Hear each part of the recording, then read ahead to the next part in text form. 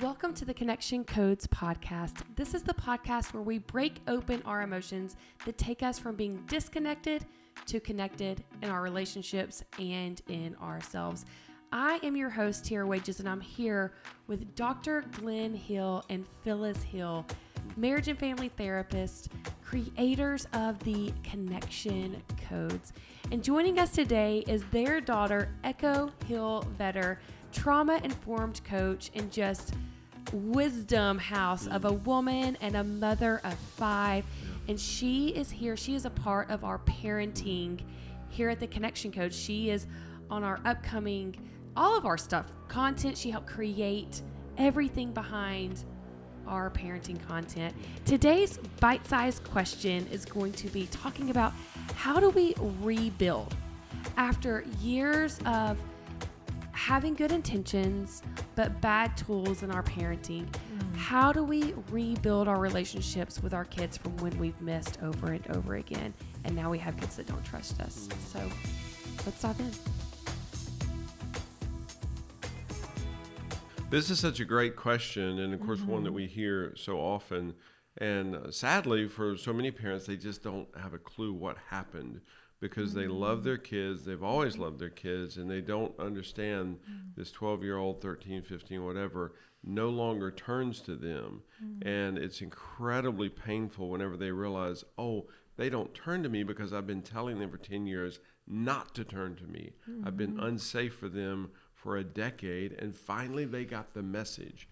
And I remember as this became clear for us as parents, being able to sit down with you kids and go, we missed a bunch of stuff. Wow, we missed it. And I think that's part of the power of the third phrase, I missed it, just to be able to say that.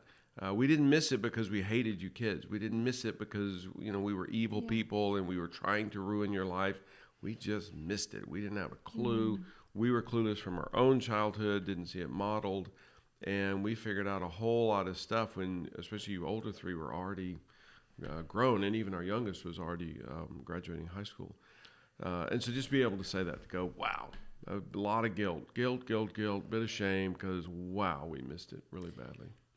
I think we don't often know the consequences of our early days with our kids. I heard this told recently, which is so powerful, is when your little one is going to bed and they are fearful of monsters or even wake up, at later, middle of the night or whenever, crying because they're convinced there's a monster, and we go in and we resist their energy and we basically say there are no monsters, go to sleep. We create a wall. We begin to build that wall, and that almost that language says, in a way, you're stupid. You don't know anything. There are no monsters under your bed. And eventually that equates to the child, you're not safe for me and I don't trust you. And by the time they're teenagers, that has built such a wall because it's not only one incident. If that's the way you're reacting to your children with when they're young with a monster fear, then it just continues. Like that's kind of, if that's your go-to as a parent, then the consequences of that will be that, yes, as a teenager, they're going to go, my parent's not safe. Right. I don't trust them. And I'm not going to go to them because they're just going to tell me I'm stupid and that what I feel and think is not valid. Wow. Yeah. And this is so common. Culturally, it's expected. The power dynamics that we all experience between parents and children, or really it's between adults and children. So you have older, you have younger, and we are against each other. Some of that being, of course, by the time we're adults, and we could talk about this for hours because by the time we're adults, so much of the way we function has adjusted to the expectations of what was given to us. Yeah. So we grew up with the same dynamic. And we learn to adjust to that. We learn to silence our emotions or suppress our emotions, to silence our ideas, our opinions, so that we can fly under the radar, stay out of trouble. So, by the time we're adults, we've adjusted to that reality. So then when our kids come along, we continue that cycle. We expect the same thing from them. That was what was handed to us. This is what we hand to our children. And that's why so much of this work, this addressing our mental health, changing the cycles, changing the patterns, becoming conscious in the way that we respond to our children, so much of that can rewrite. It creates the possibility of that, the opportunity for that, to rewrite what we are handing to our kids. We can change that when we pause and we learn emotional intelligence, when we learn how to address our own pain, our own mental health. And so, yes, with our teenagers, we've been in this cycle, we've been in this pattern since they were really young. From what I see, it usually starts once they're mobile. So when they're tiny, tiny babies, we address their needs. Right. It's a pretty straightforward interaction. And then as soon as they're mobile, we begin resisting them. That's when the resistance begins. Wow. Is as soon as they're mobile, maybe even before that, once they become verbal in any way. Once they start expressing words, we immediately, I guess all that happens around the same time. I'm trying to think through how all of that develops. But that's what I noticed. And that was, of course, my pattern too in the early years of parenting. I had no concept of co-creating or collaborating with my children. I learned that later and did have to do that repair work. In fact, we've spent the last few years doing that repair work, specifically with our older 2 children and kind of with our older 3. It was really our older 3 that we didn't have those tools for early on. And so absolutely I missed it. Being willing to be human enough, humble enough, honest enough to approach our preteens, our teens, our adult children and say, wow, I'm learning some new things. And I'm seeing that I really missed some things in the way that I showed up or didn't show up for you. And it wasn't out of bad intention. It wasn't because I didn't love you. It's because I didn't know. I didn't have the information that I needed. I missed it with you. So definitely the repair. And then moving forward, where do we go from there? And so much of it being, it truly is, it's a coming alongside. We're so used to the power dynamic of whoever has the most authority, whoever's the tallest, whoever's the biggest, whoever's the oldest, they're in charge and everyone else is expected to conform. Everyone else is expected to submit. And that's all we've known for so long. And maybe that sounds good on paper, but it doesn't work. It does not work. What we know now, after decades and decades of research, which really it's ancient wisdom, but we now have the science to back up that ancient wisdom that says what people need is connection. What people need is safety, psychological safety. And when we can build connection, when we can build psychological safety, that's when we can build functionality on top of that. That's when we have thriving humans, when we are building on top of connection and safety. But some of that, because we haven't seen modeled, we truly do have to learn an entirely new way of interacting with specifically people who are younger than us or people who have less power than us, which is often our children, the people living right within our own walls, beneath our feet. We have to learn a new way. And from what I've seen, so 17 years of learning and growing as a mother and as a parent, that you actually can collaborate. It's still kind of astounding to me that you can collaborate with 3-year-olds, that you can collaborate with 10-year-olds and 15-year-olds.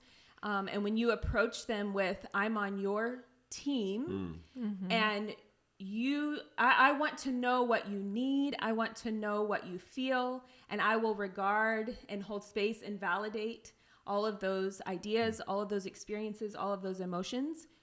Immediately it changes the interaction. It changes it from animosity. And this can take some time if there is a lot of wounding. It's not that it's going to be an instant shift from, oh, now we're best friends and we just work perfectly together all the time. Maybe that happens sometimes. That certainly doesn't happen all of the time. But as that repair begins to happen and you do begin collaborating, from what I've seen, if I'm willing to be safe, if I'm willing to approach my kids in that safe way, in that connected way, they know what they need. They know what kind of support they need from you. And that almost guarantees an outcome that serves both you and the child.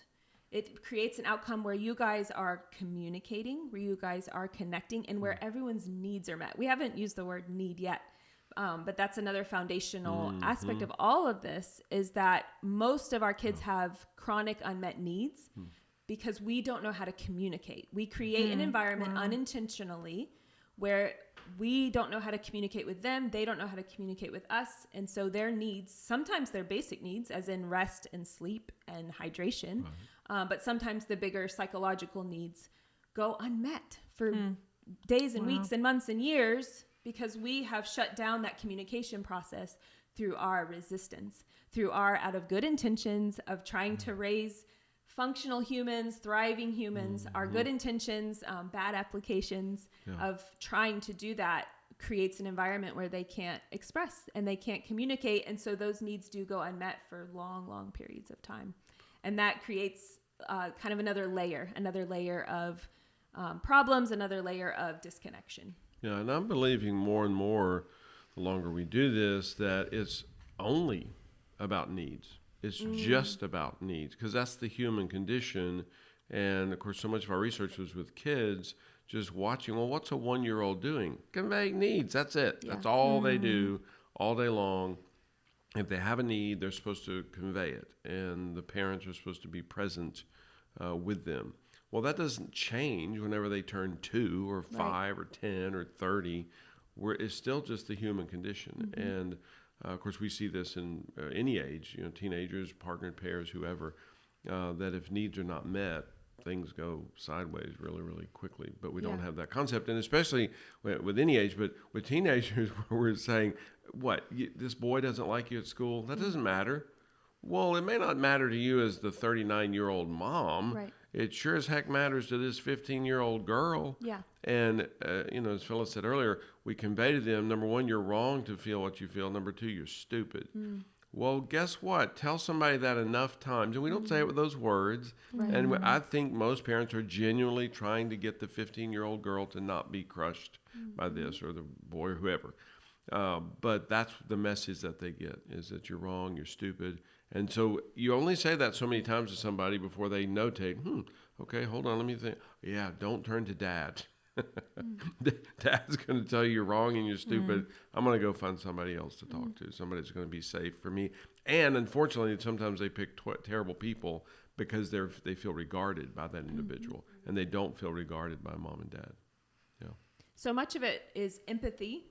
And we have a lack of empathy specifically for people, well, in general, but definitely for people who are younger than us. And we forget that that their frame of reference is very different than ours. My frame of reference as a 39-year-old is night and day in some ways from my 3-year-old. My 3-year-old's frame of reference, who only has 3 years worth of experiences to draw from. Yeah. I have 38, almost 39 years of experiences to draw from. And typically when we see a lack of empathy, it's a lack of being able to hold space for ourselves. So if I'm in a continual cycle of judging my own experience, of judging my own emotion, that's going to leak out onto my kids. Well, and everybody, really. That's going to leak out onto everybody. And so to remember that too, and we can dive into that too, as far as how to address that within yourself as a parent. How to grow your capacity to hold space for yourself, so that you have the ability to hold space for your children, or hold space for any relationship, any other person. Well, again, we're trying to keep these short, but that is such a great segue to another podcast where we would talk about that, because you started with that even in answering this question, how do we reconnect with our teenagers? And you think you gotta do some work on yourself to even tune in. What are my needs? What is happening with me? To have good emotional health, so that you can have that with your teenagers and all your children. So thank you so much for answering that question and really leaning into that. But boy, that does open up an opportunity to talk about some other really good topics. Yeah. So thank you.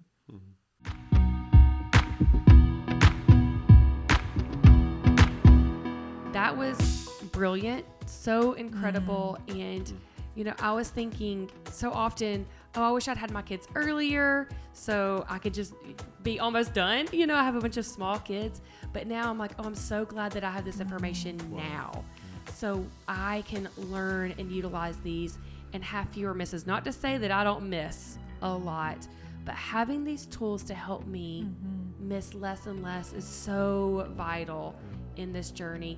And so if you're like, I need more help, I need to be connected with this, help me. Again, go to connectioncodes.co. So join us next time, and we'll see you soon.